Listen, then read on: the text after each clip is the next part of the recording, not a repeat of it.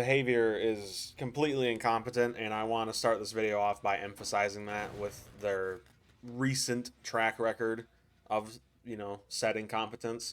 Because at the end of the day, this isn't a killer problem, it isn't a survivor problem. It's kind of a Swift problem, but we'll get to that later. This is, at the end of the day, a behavior problem. They don't know what they're doing, right? Survivors will blame killers will blame survivors. It's a never-ending battle when in reality it's neither side. It's behavior. They do not know what they're doing. They are completely incompetent, and they've proven this time and time again. Now, let's focus on one of the biggest recent updates that has nerfed basically every single M1 killer into the ground, and that is the Pallet Density update, or the Pallet Zero Dead Zone update. This update basically added an extra 10 to 15 pallets to every single map. Well, not every single one. Someone crunched the numbers. It was about 65% of maps, which is almost 2/3 of all maps in DBD.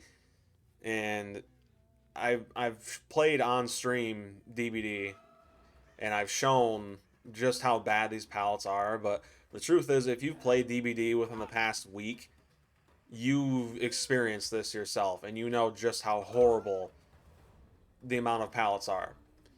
Even as a survivor, you literally don't even need windows of opportunity or a map anymore. There are so many pallets. Literally every 5 feet you move, you can see 2 or 3 pallets in the distance, if not 2 pallets directly next to you.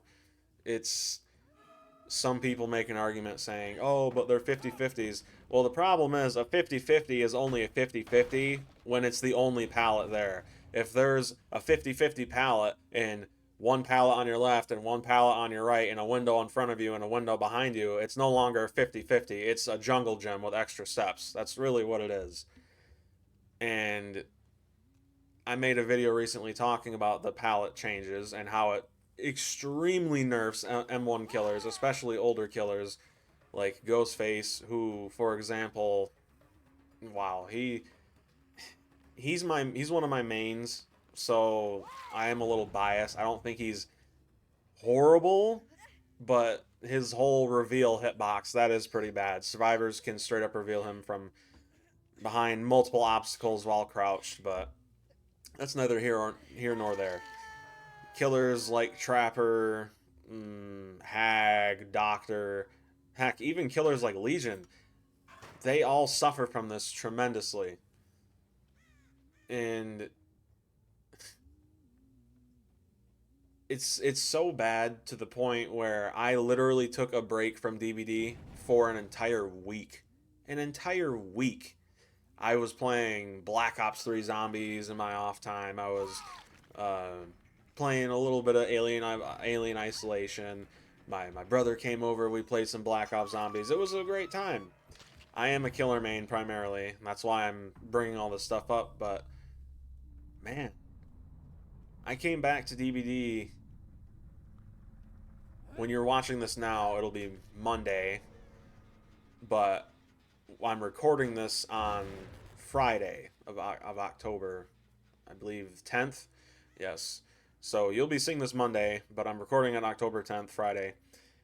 And I'm telling you, man, this game, it's not, it doesn't make me angry playing it, but it gets me on the verge of being angry, and I hate that feeling so much.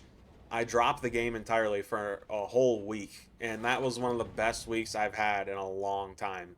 Just not playing this game. That's how bad it's gotten.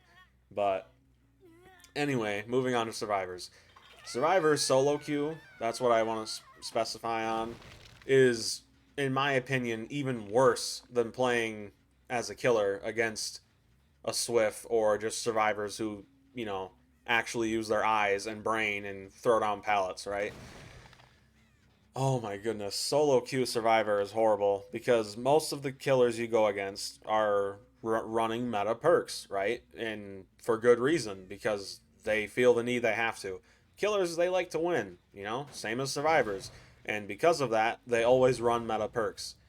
And in a video I made similarly a couple months ago, a video that absolutely blew up my channel, I talked about this same problem, the same dilemma.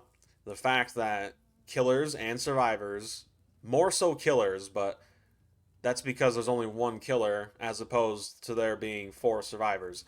Killers cannot differentiate from the meta because if they do, they are immediately put at a severe disadvantage and lose almost all the time. Survivors, on the other hand, they can mix and match perks and they can run fun builds. But the problem is, especially if you're solo queue, these fun builds, they almost never work because the majority of the time when you're playing solo queue, the teammates you get put with do basically everything but generators. And because of that, they're either tunnel out of the game immediately, or you are, or you're the only one doing generators and it's basically just an M1 spacebar simulator. And then when you do inevitably lose, they all dogpile you. And unfortunately, this is the third section I want to talk about, which is the community. The community of Dead by Daylight, man, is absolutely insane. It boggles my mind how crazy some of y'all can be. I was streaming DBD on Thursday, October 9th, the day before this, as I'm recording it. And after one of my games playing as the Wraith, I was playing an endgame build, but the thing is, I took out all four survivors before all generators were completed. And that means I only got to really use one of my perks, which was Dragon's Grip. And one of the survivors, being a sore loser, said GG's to my team, but not you. Your outfit is ugly. Now, obviously, I didn't take this personally. I thought it was really funny, and I started laughing, but I even asked my chat, I'm like, dude, how is this person going to be this angry over me just playing well when I didn't even get to use 3/4 of my build? You know what I mean? It makes no sense.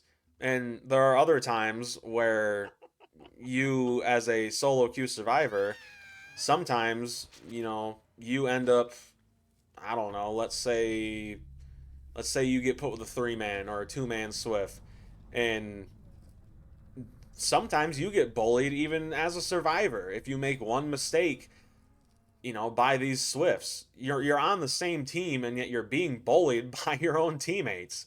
It's insane. The community for this game is one of the biggest reasons why a lot of people, when they do start to play this game, they don't stick around.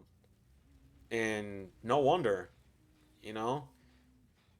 But before I end the video, I want you guys to understand that, just like I said at the very beginning, this is not a community problem. This is not a killer problem, nor is it directly a survivor problem.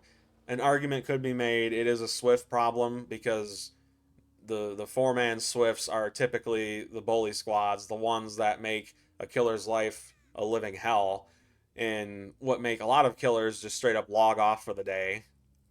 Even if the Swifts are bad, which I've also experienced on stream a few times, but regardless, even Swifts don't like being in Swifts. I've seen Swifts complain about their own Swift teammates. It's insane. At the end of the day, all of this stems from the fact that behavior does not know what the heck they are doing with this game. They don't know where they're taking it. They're just throwing everything at the wall based off of who's the loudest on Twitter, Reddit, and YouTube, and I don't know, Facebook even.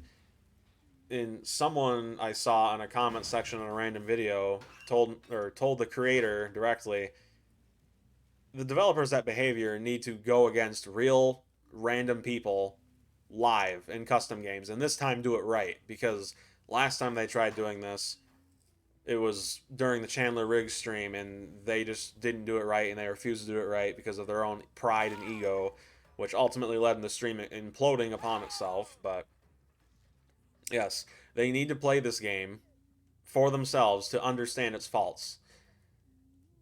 There needs to be something done here. What that is, I'm not sure, but adding more pallets to every map is not going to fix this problem. releasing more busted perks and more busted perk combinations for survivors is not going to fix this problem. Nerfing killers into the ground and just making weak killers and then forgetting about them in general is not going to fix this problem. It seems like the DBD devs, they just all of these problems stem from them. And what makes the state of DBD even worse is the fact that for the next 4 months we are not getting anything new. No new maps, no new killers, no new survivors, all in the name of quote unquote fixing the game. Yeah, we'll see about that. Just remember the next time when you're playing DBD, if you feel like taking a break, take a break. It's not going to kill you. Pun intended. But seriously, if you guys are tired of the game, it's okay. Everyone feels the same way.